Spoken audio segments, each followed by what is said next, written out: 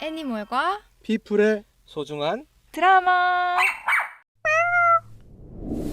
에피소드 오늘의 주제는 반려동물 보유세입니다. 찬성과 반대 입장, 또 해외 사례까지 저희가 좀 속속들이 알아보도록 하겠습니다.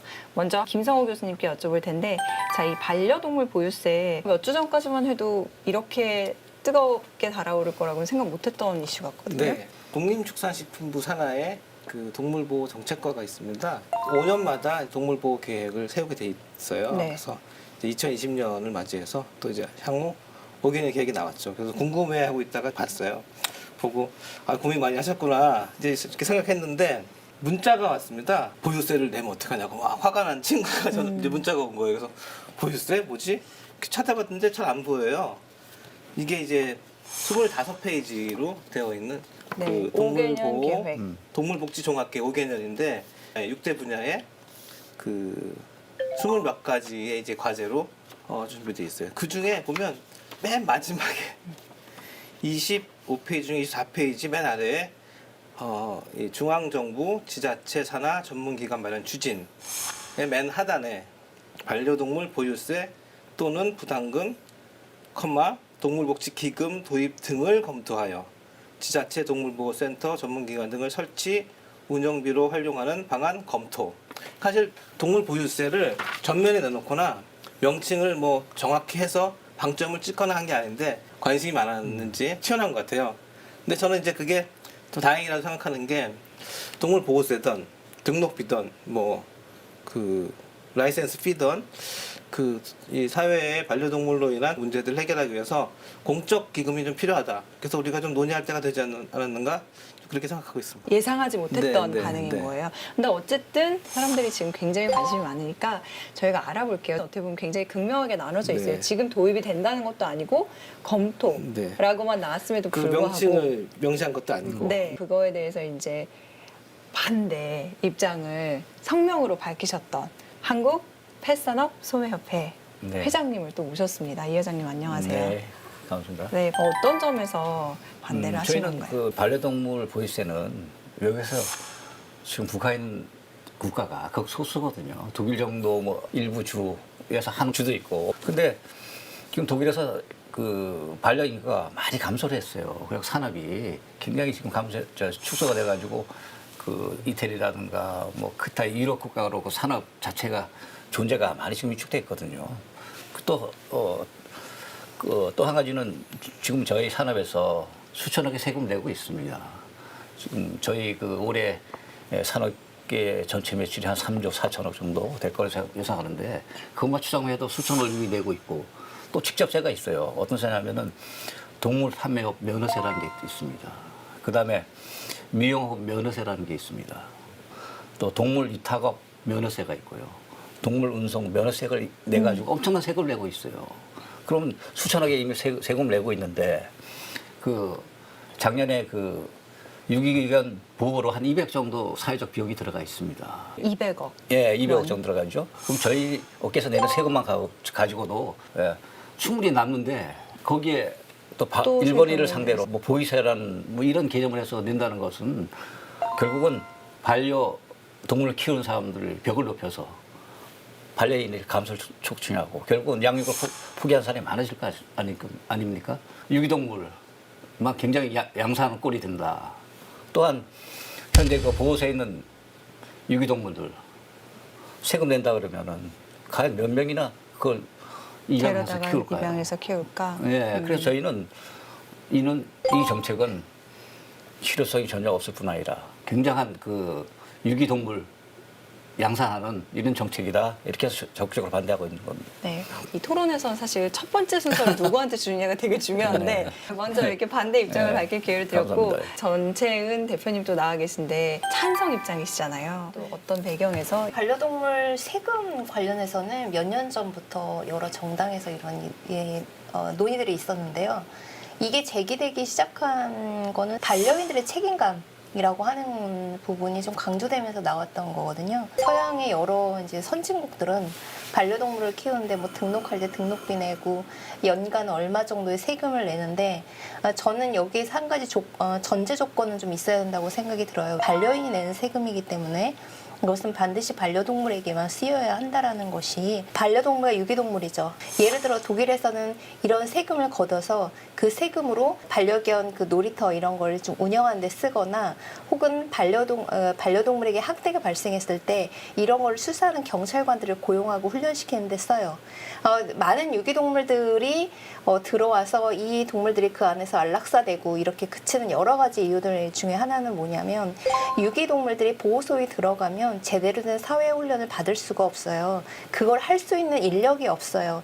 그래서 저는 100% 그냥 세금만 걷는다. 그러니까 지금 형태로서의 부가가치세처럼 그냥 마치 반려인들을 사회에서 너는 뭔가 사회에 피해를 주니까 거기에 대해서 사회에 세금을 내 이런 형태가 아니라 사실은 이것도 반려동물을 위해 많이 써야 되는데 쓰지 않았죠.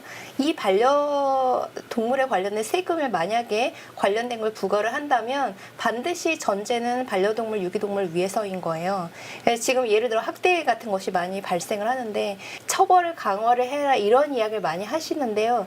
처벌이 할 수 있을 정도로 법원으로 가는 건 정말 극소수 0.1%의 사건이에요.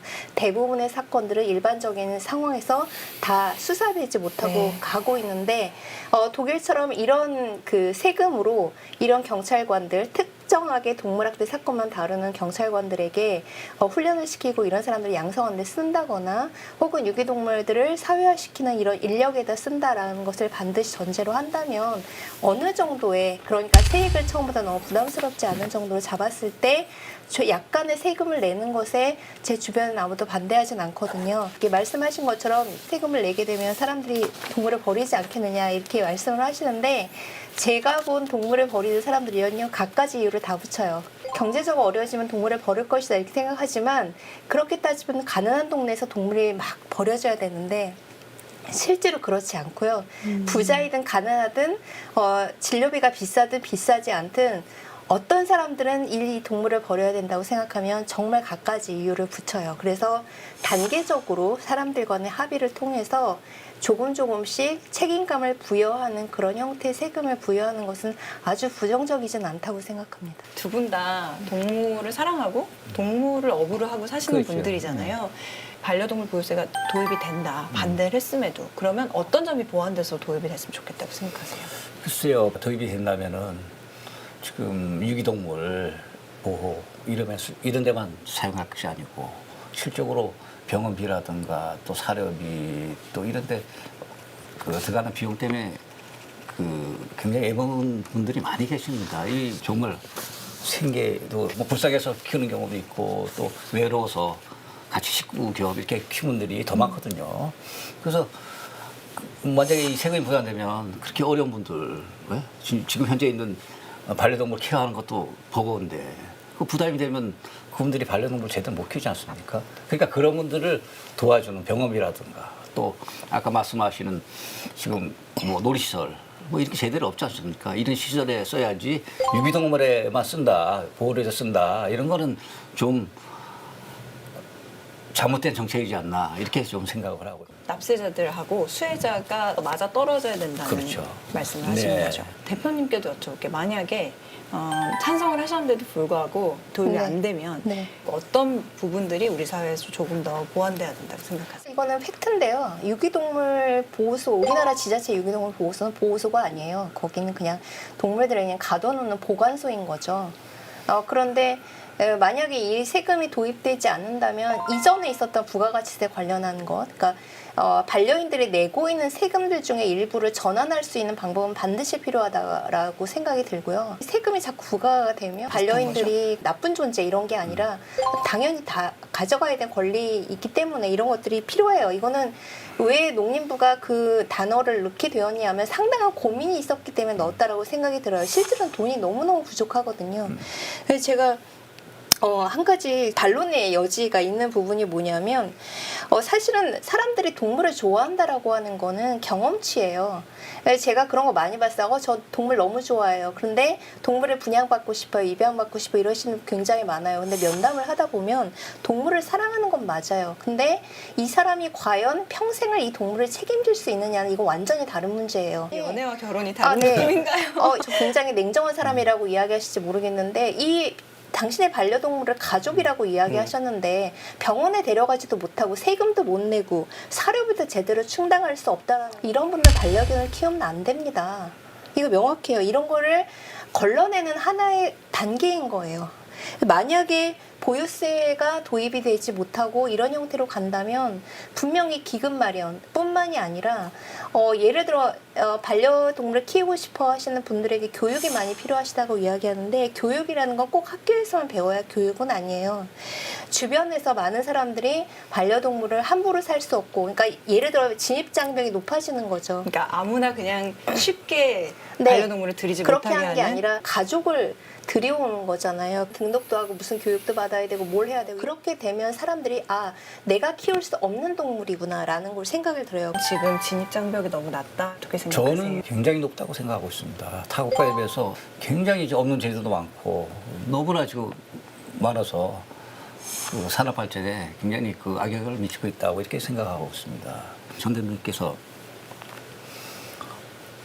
너무 낮아서 키우는 분만 이제 키워야 된다 이렇게 말씀하시는데 그러면 가정 형편이 어렵고 정말 동물이 주는 효과가 굉장히 많지 않습니까? 반려동물이 국민 여러분한테 많이 가서 국민들께 골고루 혜택을 가는 게 그게 좋지 않을까 이렇게 생각합니다. 너무 진입이 높아서 기른 동물만 키운다는 거는 이거는 너무 형평성에 맞지 않다 이렇게 생각을 하고 있습니다. 제가 항상 강조하는 게 반려동물 따로 사람 따로 보지 말고 반려동물과 사람 사이에 유대해서 서로 행복하고 사회에도 이익이 되는 그런 방향으로 가자고 주장을 하는데 네, 휴먼 애니멀 브랜드 전문가세요.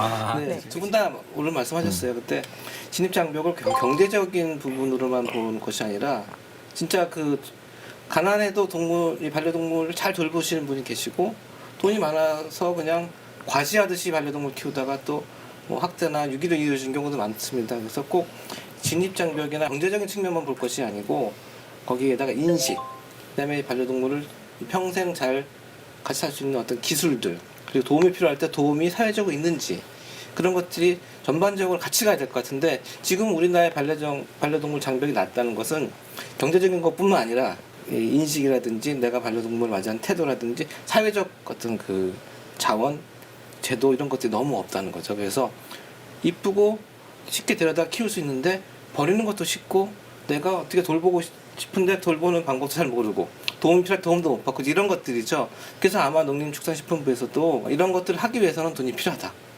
그런 차원에서 필요한 된 것 같고 선진국에서 그 여러 가지 명목으로 이제 그 비용을 걷는데 그 목적들이 다 여기 들어 있습니다. 그리고 이제 이런 것들이 잘 돼야 또 사회적 갈등이 줄어듭니다.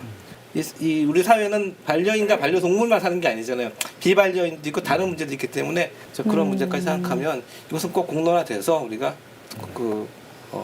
좀 바른 방향을 찾아가야 될 것이고 이참에 좀 논의를 빨리 하고 네. 저는 앞당겨서 시도했으면 좋겠어요. 반려동물이 사람에게 주는 영향, 네. 반려동물을 먹이려는 치료도 좀 네, 하고 네, 있어요. 예, 그런 영향, 네. 또 산업이 발전하면서 일자리 창출하고 네.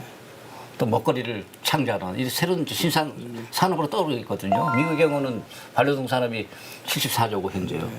중국은 34조고 또 현재 중국, 러시아, 또 인도, 동남아 연 20-30%의 폭발적인 성장을 하고 있어요. 근데 저희 나라는 지금 작년하고 재작년 굉장히 위축돼 가지고 오히려 마이너스 성장을 하고 있거든요. 이런 면에는 이 과도한 규제 때문에 지금 그래서 이 반려동물이 사람하고 산업에게 주는 이런 긍정적인 효과 이것도 좀 많이 생각해야 된다 이렇게 좀 말씀드리고 싶습니다. 지금 펫산업이 그 성장하고 있다는 나라를 예를 드셨는데 중국과 러시아예요. 중국과 러시아는 선진국이 아닙니다. 개발도상국이에요.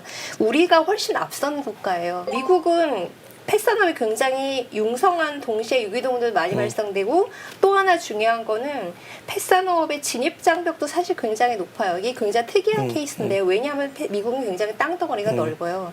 그래서 우리가 익히 알고 있는 미국에서의 강아지 공장 사건이 나오는 거는 우리 같은 그런 게 아니라 저 외딴 시골에다가 불법적으로 하고 있는 것들이 적발이 되면서 이런 사람들은 굉장히 큰 벌금을 때리거든요. 그래서 우리하고 굉장히 이런 그 산업적인 규모나 이런 게 다른 거고요. 유럽 사람들과 우리가 문화가 다른 거는 유럽인과 우리의 인식 차이가 다른 게 아니라 유럽인들은 사실 우리보다 이걸 먼저 겪었어요. 이게 뭐냐면 유기동물들이 많이 발생을 하게 된 거죠. 유기동물 많이 발생하니까 정말 사회적인 비용 플러스 여러 가지 전염병 문제, 인수공통증 문제가 발생을 하니까 아 많이 생산하면 많이 벌어진다라는 걸 알게 되는 거죠. 그렇게 되니까 현재 독일은 펫샵 같은 게 없어요. 그런데 펫샵에서 동물들을 안 판다고 그래서 동물을 사고 파는 사람이 없는 건 아니에요. 동물들을 분명히 번식하는 사람들이 있어요. 단 규제가 까다롭죠.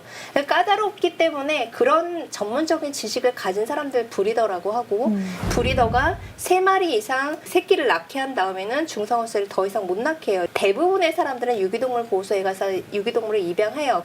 많은 사람들은 반려동물을 키웁니다. 유기동물 보호소에서 가서요. 그럼 사람들이 이렇게 묻죠. 그렇게 반려동물 의식이 높다는 유럽인들이 왜 유기동물이 발생해 이렇게 얘기하시는데 유럽에서의 유기동물 보호소의 동물들은요.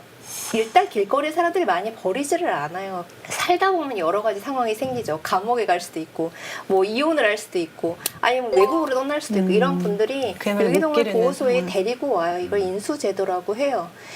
이런 걸 통해서 유기동물들을 입양을 하는 거죠. 우리보다 앞서서 이런 것들을 경험했기 때문에 그래서 이런 분들은 놀러 갈 때 반려동물 숙박시설 데려갑니다. 그러니까 펫산업 중에 일부가 지금 자꾸 사장 되신다고 말씀을 하는데 질적 발전이에요.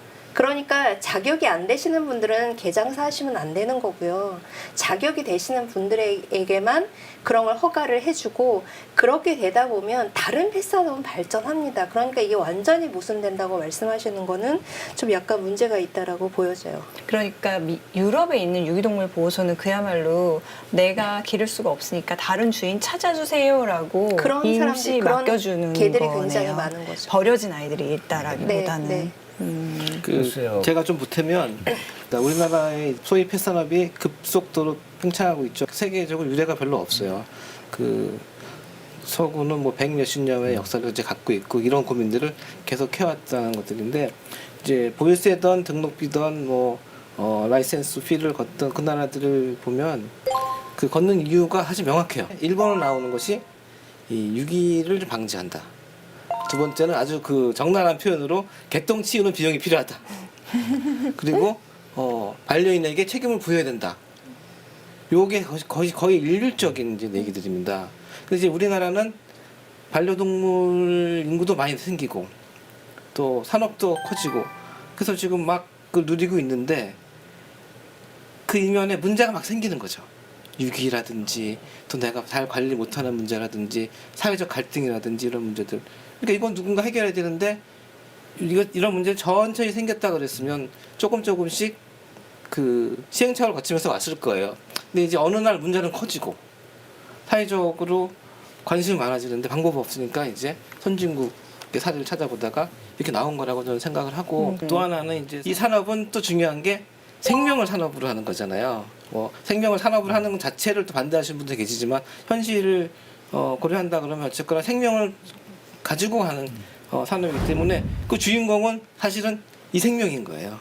이 생명이 잘 살고 이 생명과 같이 사는 사람이 잘 살고 또 사회가 잘 살아야 되는 거기 때문에 이건 좀 다르게 접근해야 되지 않는가. 그래서 우리는 사실 다른 규제보다는 책임감 있는 규제가 필요하다. 1년에 10만 마리의 개들이 쏟아지고 있어요. 근데 반려동물을 키우면 우리 행복해질 수 있어요. 이거는 완전 판타지예요. 되게 냉정하게 봐야 돼요. 그래서 어떤 사람들은 개를 키우면 행복해지고 스트레스를 풀 수 있지만 어떤 사람들은 제가 봤을 때 굉장히 자격이 없어요. 사회적인 합의가 굉장히 엄격하게 좀 필요하다고 생각이 듭니다. 그래서 제 딸 얘기를 한번 드려볼게요. 제 딸이 토끼 한 마리 기르고 또 고양이 한 마리 기르고 강아지 한 마리 기르고 있어요. 근데 제가 어디 밖에 나갔다 오면은 만지를 못하게 해요. 손 씻고 만지라고 그래요. 병 걸린다고. 그래서 제가 항상 얘기하는데 동물 최고의 복지는 주인을 만나는 거예요. 좋은 주인 만나서 잘 보호받고 좋은 거 먹고 이런 게 최고의 복지 아닙니까? 유기동물 실태가 아주 파악이 되고 있습니다. 정확한 마리수가 지금 얼마인지 안 나와 있고 품종이 어떤 유기 얼마나 되는지 그중에 반려견으로 기른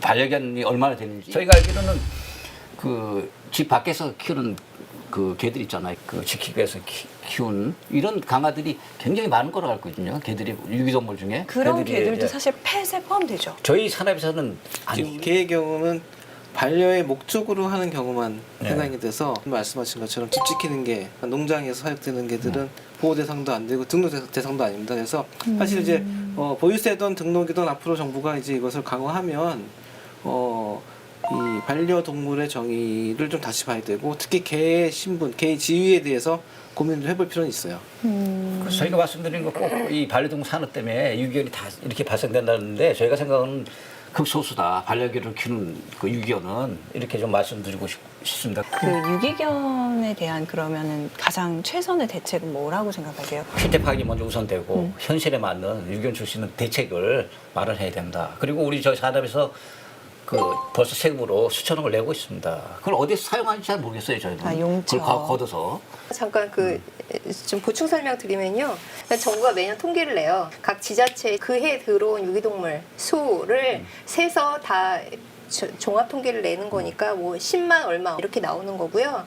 그리고 이제 지금 견종의 종류 같은 경우에는 몇 개 큰 지자체에서는 이미 조사를 했어요. 보니까 대도시에는 품종견이 많아요.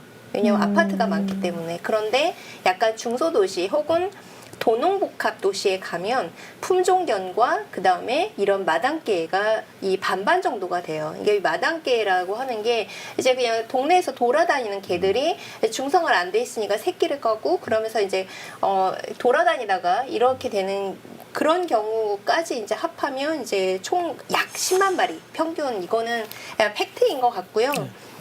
그 다음에 그거보다 더 많을 것이다라고 하는 거는 이런 것 같아요. 발견되지 못하는 개들도 있고 또 로드킬 당하는 개들도 있어요. 아니면 산으로 들어가서 완전 들개가 되거나 이런 것들까지 우리가 추산을 했을 때 아마 10만은 더 될 것이다. 이렇게 보는 게 맞는 것 같아요. 팩트를 말씀드리면 우리나라에는 10만 마리 이상의 유기동물을 보호할 수 있는 보호소가 없습니다. 없어요. 그러니까 그것은 어떤 걸 말씀드리는 거냐면 그만큼 많이 안타깝지만 안락사가 안락사되고 되는 거예요. 있고. 현재는 입양이 한 3분의 1, 자연사가 한 3분의 1, 안락사가 한 3분의 1 정도가 되고 있습니다. 네. 이게 좀 안타까운 현실이죠. 사실 모든 세금은 그렇습니다. 세금 그러면 딱 좋은 생각 드는 사람이 없죠. 이 세금을 걷느냐 마느냐 중요하지만 그것이 나와 나의 반려동물과 사회에 이익이 된다 그러면 저부터 낼 것 같아요. 그래서 우리가 그런 차원에서도 또 많은 반려인들 또 뭐 비반려인들 이렇게 여러 가지 견해 가진 분들이 모여서 좀 공론의 장도 하고 네. 서구의 사례도 보고 우리나라 문제도 좀 들여다보면서 좀 더 이제 좀 나은- 잘해보자. 네. 네, 저는 오늘이 그렇게 사실 생각해요. 그런 자리인데 네. 마무리 발언을 할 기회를 아, 네. 드릴게요. 이번에는 전 저는 뭐, 대표님께 네. 먼저 사실은 뭐 실현될 것 같지는 않아요. 근데 지금부터 좀 논의를 해서 네. 추후에 그 반려동물 복지 이런 게 좀 향상되는 방향으로 가는 건 좋을 것 같고요.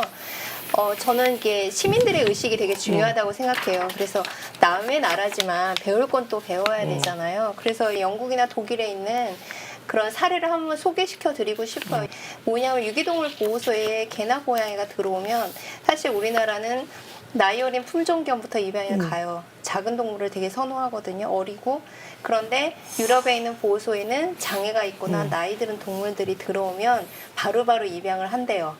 그분들의 생각은 뭐냐면 이런 동물들이 보호소에서 죽게 할 수는 없다라는 그런 게 왜 키우는지에 대한 생각을 해보게 되네요. 네. 나를 위해서 키우느냐, 그 생명을 위해서 돌봄이 더 키우느냐. 필요한 네. 대상을 우선적으로 돌보는 거죠.